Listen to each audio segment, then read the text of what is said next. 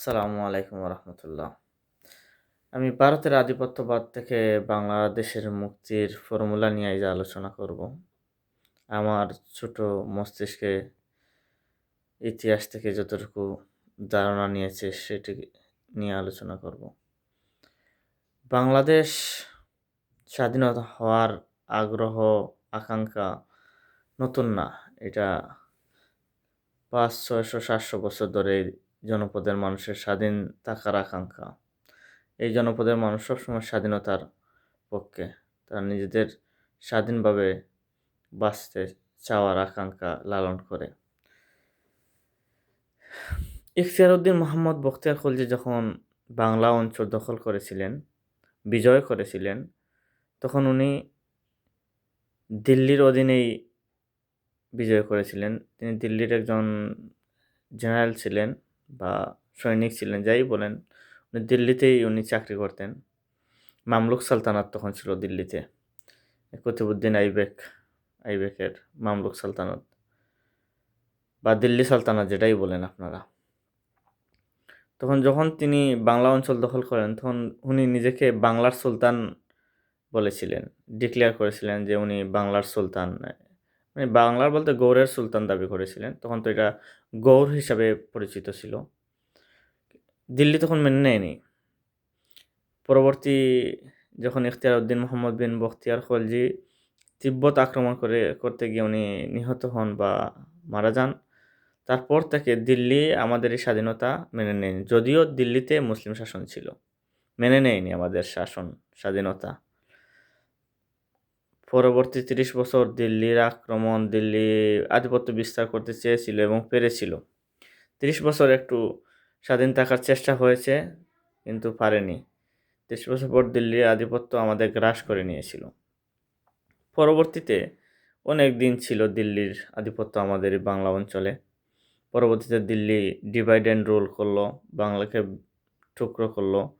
লাখনৌতি, সোনারগাঁও, তারপরে সাতগাঁও, 3টি প্রদেশে ভাগ করলো বাংলাকে। এরপরে শামসুদ্দিন ইলিয়াস শাহ শেষ বাংলাকে সত্যিকারের একটি আইডেন্টিটি দিলেন, বাংলাকে আলাদা একটা সালতানাত প্রতিষ্ঠা করলেন। এবং তিনি শুধু প্রতিষ্ঠা করলেন না, উনি এমন একটা ভিত্তি স্থাপন করে দিলেন যে তারপরে 250-300 বছর বাংলা একটা আলাদা স্বাধীন রাষ্ট্র ছিল। তিনি যখন যেভাবেই হোক তিনি লাখনৌতির সুলতান হলেন। লাখনৌতি শাসনভার ওনার হাতে আসলো। আসার পরে বিদ্রোহের মাধ্যমেই আসার পরে উনি আস্তে আস্তে সোনারগাঁও দখল করলেন, সাতগাঁও দখল করেন। দখল করে যখন উনি লাখনৌতির শাসনভার গ্রহণ করলেন, তখনই উনি স্বাধীনতা ডিক্লেয়ার করলেন যে উনি স্বাধীন। উনি নিজের উপাধি দিলেন বাংলার সুলতান, সুলতানুল বাঙ্গালা। তখন দিল্লিতে তুগলক রাজবংশ ছিল, যদিও তারাও মুসলমান ছিল, আফগানি। এই তুগলক রাজবংশের সাথে শামসুদ্দিন ইলিয়াসের একটি ব্যক্তিগত ঝামেলা ছিল। যাই হোক, উনি পুরা বাঙ্গালা যখন দখল করলেন, দখল করে দিল্লি আধিপত্য থেকে মুক্ত হওয়ার চেষ্টা করলেন, স্বাধীনতা ডিক্লেয়ার করলেন, তখন দিল্লি মেনে নেয়নি। দিল্লি চাপ সৃষ্টি করতে চেয়েছিল। তিনি দিল্লির চাপকে গ্রহণ না করে পাল্টা দিল্লিকে চাপ দিলেন। তিনি বিহার আক্রমণ করে বিহার দখল করলেন। বিহার দখল করে উনি পরিকল্পনা করলেন দিল্লি আক্রমণ করবেন। পরবর্তীতে কোনো এক কারণে উনি দিল্লি আক্রমণ করেননি, কিন্তু ওনার ইচ্ছা ছিল দিল্লি আক্রমণ করা। উনি নেপাল আক্রমণ করলেন। উনি আশেপাশে ঝাড়খণ্ড, বর্তমান যেগুলো আছে ঝাড়খণ্ড, এগুলো দখল করলেন। বিশাল বাংলা সালতানাত। তখন দিল্লি বাংলা আক্রমণ করলো, ইলিয়াস শাহকে ক্ষমতাচ্যুত করার চেষ্টা করলো। তিনি একডালিয়া দুর্গে আশ্রয় নিলেন এবং বর্ষাকালের অপেক্ষা করলেন, কারণ এই এলাকা বর্ষাকাল সবচেয়ে যুদ্ধের উপযুক্ত। সেই অনুযায়ী উনি প্রস্তুতি নিয়ে রাখলেন। তুগলক রাজবংশের কোন শাসক ছিলেন ঠিক নাম মনে পড়তেছে না, উনি তখন সন্ধি করতে বাধ্য হলেন তাদের সাথে। তুগলক রাজবংশের সাথে তথা দিল্লির সাথে একডালিয়া দুর্গে সন্ধি হলো, চুক্তি হলো। দিল্লি আমাদের স্বাধীনতা মেনে নিল। পরবর্তী 200 বছর 250 বছর দিল্লি আমাদের উপরে প্রভাব বিস্তার করার চেষ্টাও করেনি, কারণ ততদিন পর্যন্ত আমরা শক্তিশালী ছিলাম। আমরা দিল্লিকে চাপ প্রয়োগ করার মতো ক্ষমতা রাখতাম, এই জন্য দিল্লি আমাদের চাপ প্রয়োগ করেনি। বুঝতেছেন? আপনার শক্তি থাকলে আপনাকে কেউ চাপ সৃষ্টি করবে না। আপনি যদি চাপ সৃষ্টি করার শক্তি অর্জন করতে পারেন, তখন আপনাকে আর কেউ চাপ সৃষ্টি করবে না। পরে মুঘল সাম্রাজ্য আসলো, তখন বাংলা সালতানাত দুর্বল। সুতরাং আমাদের ইতিহাস থেকে শিক্ষা নিতে হবে। আমাদেরকে দিল্লির উপরে চাপ সৃষ্টি করা শিখতে হবে। দিল্লি আমাদের মৌলবাদ বলে, ইসলামী চরমপন্থা বলে। আমরা কেন দিল্লিকে হিন্দু চরমপন্থী, হ্যাঁ, হিন্দু চরমপন্থী, হিন্দু সন্ত্রাসী, হিন্দু জঙ্গি বলতে পারবো না?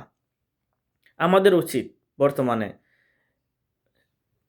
ভারতের কিছু হিন্দু উগ্র সংগঠন আছে না, আরএসএসকে আমাদের জঙ্গি সংগঠন হিসেবে ঘোষণা করা উচিত। তাছাড়া এই যে এ, হিন্দু মহাসভা, এই হিন্দু ঐক্যজোট, এই কি আছে না আর অনেকগুলো হিন্দু জোট, শিব শিব সংঘ, কতগুলা ভারতের বড় বড় হিন্দু উগ্রবাদী জোট আছে না, দল আছে না, এদেরকে আমরা সন্ত্রাসী সংগঠন হিসেবে ঘোষণা করি। দেখেন দিল্লির উপরে কি চাপ সৃষ্টি হয়। আমাদের আমরা গোপনে এবং প্রকাশ্যে ইঙ্গিতে বলি আমরা আসামের স্বাধীনতাকে সমর্থন করি, মণিপুরে যে সংঘাত চলছে তার বিরোধিতা করি, তার নিন্দা জানাই, স্বাধীনতাকামীদের আমরা সহানুভূতি জানাই। আমরা ডাইরেক্টলি ট্রেনিং বা ওদের আশ্রয় দেওয়ার নাও করলে, কিন্তু আমরা যেগুলো পারবো এখন বর্তমানে আমরা তাদেরকে সহানুভূতি জানাই, তাদের উপর আক্রমণের নিন্দা জানাই। হ্যাঁ, ভারতে অনেক খ্রিস্টানদের উপর আক্রমণ হচ্ছে, তার প্রতিবাদ জানাই আমরা। এভাবেই দিল্লি চাপ নিবে। এসব করলে দিল্লির উপরে আমরা চাপ সৃষ্টি করতে পারবো, আমাদের স্বাধীনতার দীর্ঘস্থায়ী করতে পারবো। আর নয় আমরা দিল্লি থেকে বাঁচার উপায় দেখতেছি না। ধন্যবাদ সবাইকে। আসসালামু আলাইকুম রহমতুল্লাহ।